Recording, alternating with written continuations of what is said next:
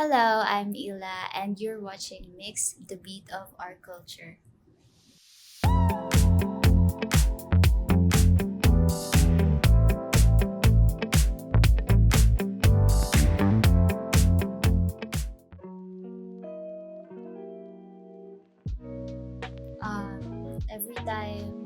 Every time na nag-create ako ng songs, nag-write ako ng songs ko, minimake sure ko na mahal ko yung ginagawa ko.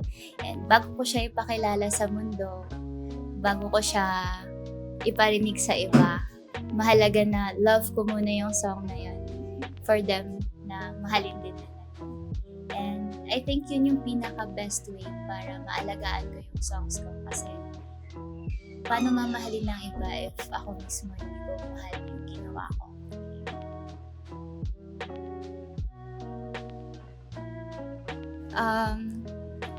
Kasi po yung buong Hardinera, yung iisang tao lang yung pinag-aalayan ko ng buong songs, yung buong EP. Tapos, na-realize ko na parang fairy tale yung love na meron ako sa Hardinera EP. And, and ayun, parang na-realize ko na what if gawin kong storybook since it's a real life story talaga. And I want na makita ng people na itong love na to, it's magical. Hindi lang dahil hindi nyo nakikita, but yun yung nafe-feel ko. It's magical.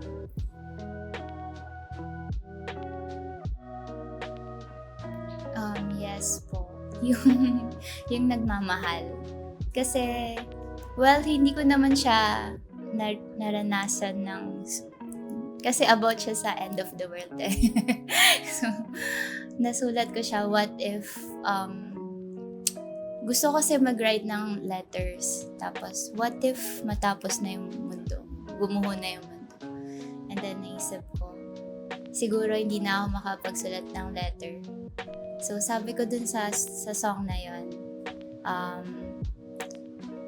hanggat wala aking pirma, ang liham ko'y itutuloy sa susunod na aking paghinga. Kung may next life man, susulatan ko pa rin siya ng letter. And then kung wala na talaga, tsaka lang siya walang matatanggap na letter.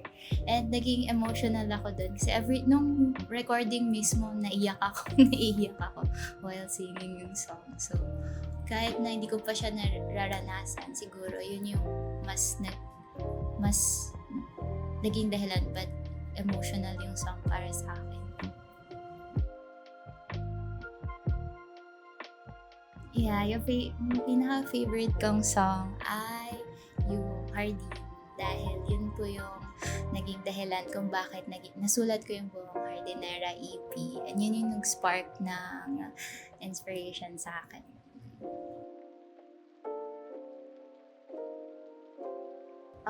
Very, very kind yung mga listeners ko kasi they give time and effort para mag-message sa akin kahit saan and ipaalam nila kung paano na-affect yung life nila sa music ko. Minsan may mga long messages pa and syempre as appreciation din for them, binabasa ko talaga and if kaya ko nagre-respond din ako sa kanila.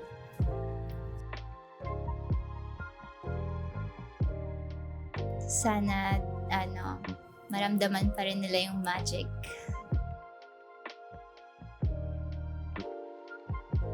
Feeling ko yung Hardinera is another home para sa akin since nandun yung ko yung haven ko nandun yung para siyang peace every time na naririnig ko yung songs and pina-perform ko yung songs.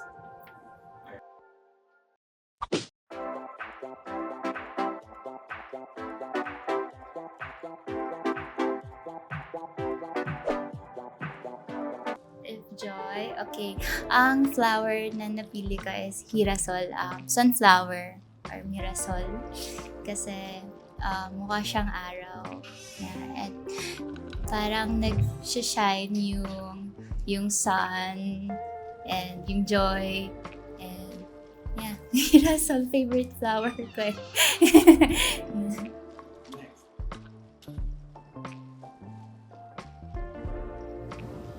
Siguro sampagita. Walang dahilan. Feeling ko yung pinaka, yung scent siguro ng sampagita, yun yung feeling ko ngayon. Very, very umaangat na yan. Nakaangat. Siguro yung sadness ko. Kasi want ko siya maging part ng growth. Parang seed siya for something even better. And mag-grow siya into something beautiful. It's not just sadness. Anger. Yan. Ay, sana mapuno yung hardin ko ng pagmamahal kaysa ng galit. Pero mahalaga rin yung galit. Sana lang wag sa hardin ko.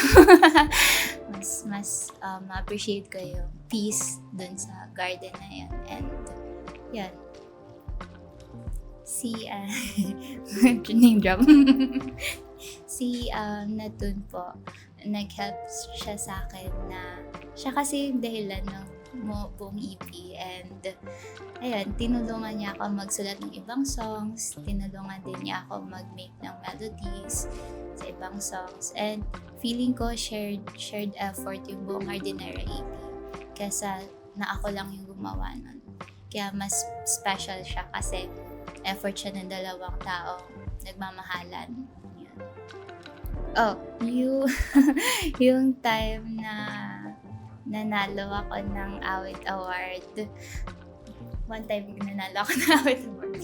And feeling ko parang naging naging somehow validation na nasa right track ako kahit na medyo iba yung music ko sa usual na music. And nakita ko na may future din pala yung type na music na meron ako sa mundo na to. Ayan.